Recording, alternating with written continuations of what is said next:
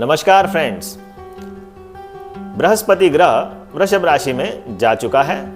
14 मई को सूर्य जो है वह वृषभ राशि में चला जाएगा। बुध शुक्र मंगल के भी परिवर्तन होने वाले हैं। गुरु राहु केतु और शनि साल भर तक के अब इसी स्थिति में रहने वाले हैं। ज्यादा कुछ परिवर्तन नहीं होने वाला है। तो आज हम चर्चा करने वाले हैं कि मेष राशि वाले जातकों के लिए मई 2024 किस प्रकार से रहेगा। लॉजिकल और रीजनिंग के साथ आपको एक्सप्लेन करके बताऊंगा कि ग्रहों का किस प्रकार से इम्पैक्ट आपके जीवन में पड़ सकता है। मैं हूं आपका ज्योतिष मार्गदर्शक ज्योतिषाचार्य आकाश और आप देख रहे हैं नक्षत्र ज्योतिष।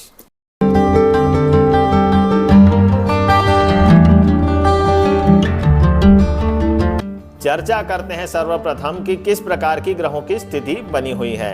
तो ग्रहों की स्थिति के बारे में देखेंगे तो सूर्य शुक्र जो है वह मेष में ही गए हुए हैं। सूर्य यानी कि उच्च का हो गया है।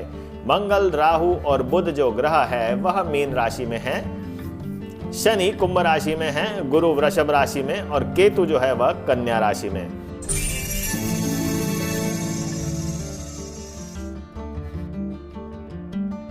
तो सर्वप्रथम बात करते हैं कि सूर्य किस प्रकार के परिणाम देने वाला है मेष राशि वाले जातकों के लिए।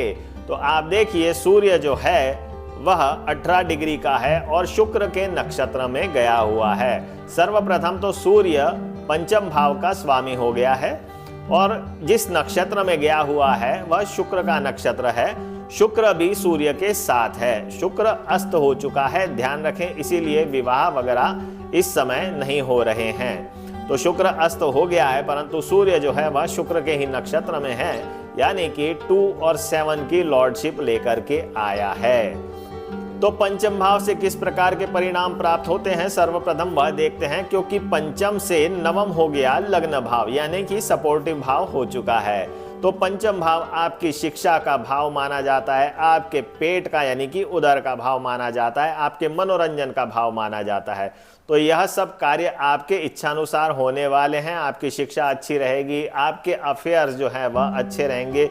अगर आपके जीवन में प्रेम संबंध है तो वह अच्छे से व्यतीत हो जाएगा। साथ ही साथ विवाह की भी बातें हो सकती है। द्वितीय भाव आपके धन भाव होता है, आपके परिवार का भाव होता है, आपके बैंक बैलेंस का भाव होता है, आपके आभूषणों का भाव होता है, आपके वाक्पटुता का भाव माना जाता है। तो शुक्र अस्त हो गया है तो आप मान लीजिए कहीं ना कहीं विपरीत प्रभाव मिलने वाले हैं। या फिर यह हो सकता है कि शुक्र क्योंकि अस्त है तो आपको जो परिणाम मिलेंगे वह आपके इच्छानुसार नहीं होने वाले हैं। अब आप देखिए कि सूर्य जब शुक्र को अस्त कर देगा जो कि द्वितीय है, तो कहीं ना कहीं आपकी वाणी में वो बल नहीं रहेगा जिससे आप लोगों को अट्रैक्ट कर सकें, या फिर आप अपने घर में अपनी बात मना नहीं पाएंगे, या फिर आप अपने पिता को कन्विंस नहीं कर पाएंगे।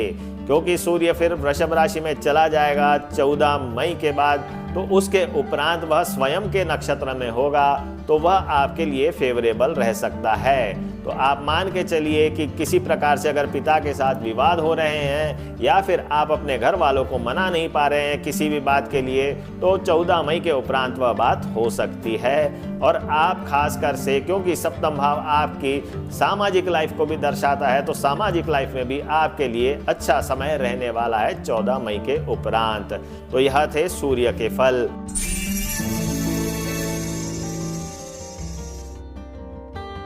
अब बात करते हैं कि मंगल किस प्रकार से फल देने वाला है।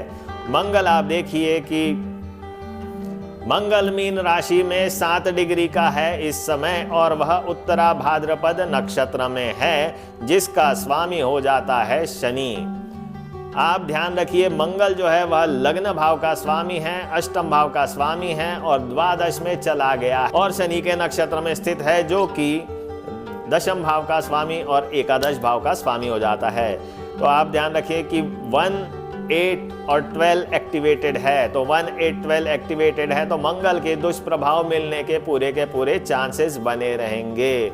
अब साथ ही साथ क्योंकि मंगल शनि के भी नक्षत्र में है तो 10 और 11 भी एक्टिवेटेड रहेगा, परंतु अगर शनि की महादशा अंतरदशा चल रही हो तब वह बात हम देखेंगे, वह सोचेंगे कि किस प्रकार के परिणाम देगा। परंतु फिलहाल फर्स्ट प्रायोरिटी में क्योंकि मंगल स्वयं लग्न का और अष्टम का स्वामी होकर के द्वादश में बैठा है, तो यह किसी न किसी प्रकार से मेष राशि वाले जातकों के लिए विवादास्पद रहने वाला है, विवाद करवाने वाला है, खर्चे बढ़ाने वाला है, एक्सीडेंट के चांसेस बढ़ा देगा, इंटरव्यू में सफलता नहीं मिलेगी या किसी न किसी प्रकार से कुछ न कुछ परेशानियां आती रहेंगी। रक्त विकार हो सकते हैं, आपको अल्सर हो सकता है या फुंसियां हो सकती हैं। तो इस प्रकार से परेशानियां आपको झेलनी पड़ सकती है जब तक मंगल मीन राशि में रहेगा तब तक।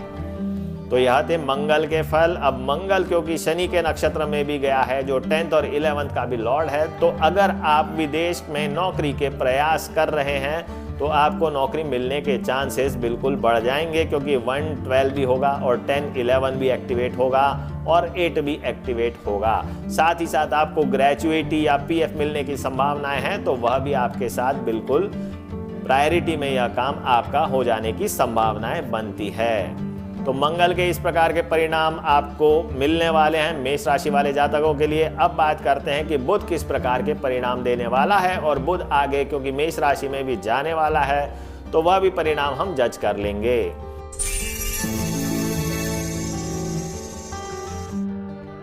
तो मेष राशि वाले जातकों के लिए बुध क्या होता है भाई? बुध हो जाता है तृतीय भाव का स्वामी, छठे भाव का स्वामी और जाके बैठ गया है द्वादश भाव में। तो जिन जातकों की बुध की महादशा या अंतरदशा चलेगी और जो जातक मेष राशि वाले होंगे तो उनके ऊपर यह जो बात मैं कह रहा हूं उनके ऊपर वह प्रभाव अत्यधिक मिल सकता है। अब तृतीय भाव होता है छोटे भाई का भाव होता है, आपकी यात्राओं का भाव होता है, आपके इंटरव्यू का भाव होता है, आपकी एप्लीकेशंस का भाव होता है। तो यहाँ जब आप देखेंगे कि भाई तृतीय से जो द्वादश भाव है वह दशम भाव हो जाता है, तो वह कुछ खास इंपॉर्टेंट काम नहीं करवाएगा, परंतु आपको अगर ग्रीन कार्ड वगैरह के लिए आप अप्लाई कर रहे हैं तो कहीं ना कहीं रुकावट आने की संभावनाएं बिल्कुल बनी रहेगी जब तक यह मीन राशि में रहने वाला है। अब मीन राशि में यह रेवती नक्षत्र का है, यानी कि 10 तारीख को यह मेष में जाएगा। तो जब 10 तारीख को मेष में जाएगा उसके उपरांत वह केतु के नक्षत्र में जाएगा, तो केतु भी छठे भाव में बैठा हुआ है, तो वह भी सफलता देने के लिए अग्रसर नहीं है। हम बात करेंगे कि भाई शुक्र के जब नक्षत्र में जाएगा तब आपको सफलता मिलने के चांसेस बढ़ जाएंगे, क्योंकि शुक्र लग्न में ही स्थित है। तो यह स्थिति बनेगी, खास कर से आप ध्यान रखिए 20 मई के बाद यह स्थिति बनने की संभावनाएं रहेंगी। तो बुध के फल इस प्रकार से प्राप्त होंगे। छोटे भाई के साथ प्रेम संबंध नहीं रह सकते, कहीं ना कहीं कटुता रहेगी। साथ ही साथ आप देखेंगे बुध क्योंकि छठे भाव का स्वामी भी है और द्वादश में गया हुआ है, तो यह रोग कारक रहेगा। आपको एलर्जीज हो सकती है, किसी न किसी प्रकार के सर्दी या जुकाम हो सकता है, या फिर आपके लिए कहीं ना कहीं स्किन एलर्जी, या फिर आपको नाक से रिलेटेड या कान से रिलेटेड परेशानियां या दांत से रिलेटेड परेशानियां भी हो सकती है। अगर इस प्रकार की समस्या आपकी चल रही है और आपकी बुध की महादशा अंतरदशा चल रही है, तो बुध यंत्र जो है उसकी आप स्थापना करें और ओम बूम बुधाय नमः इस मंत्र का जप करें। पंचधातु में निर्मित होना चाहिए बुध यंत्र और बुध के नक्षत्र में ही बनाया जाना चाहिए, उसके अक्षर भी उभरे हुए होने चाहिए। ठीक है, तो इस प्रकार से बुध यंत्र बनेगा तो आपके लिए लाभकारी सिद्ध होगा। तो अब बात करते हैं कि शुक्र किस प्रकार के परिणाम देने वाला है।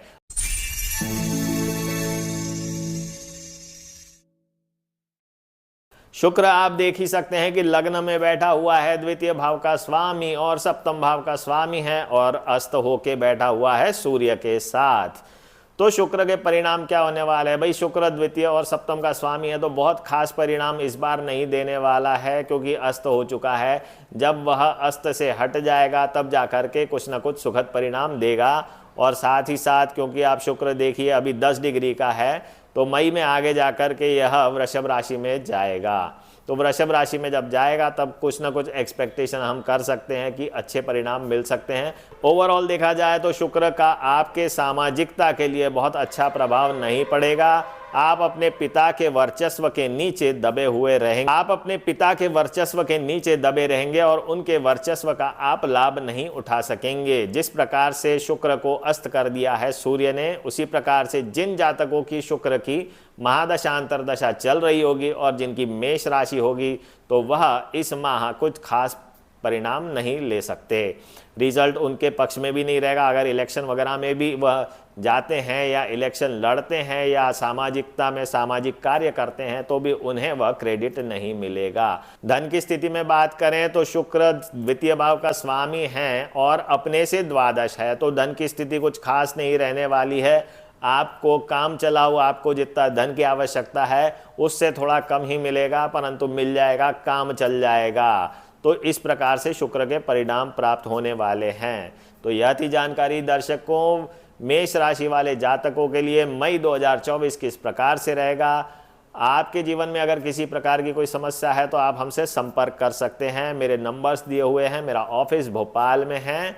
और आपको रत्न रुद्राक्ष यंत्र कुछ भी चाहिए, ओरिजिनल चाहिए, तो आप हमसे मंगवा सकते हैं, हम कुरियर द्वारा आपके यहाँ भेज सकते हैं। तो आज के लिए इतना ही प्रिय दर्शकों, जय भारत।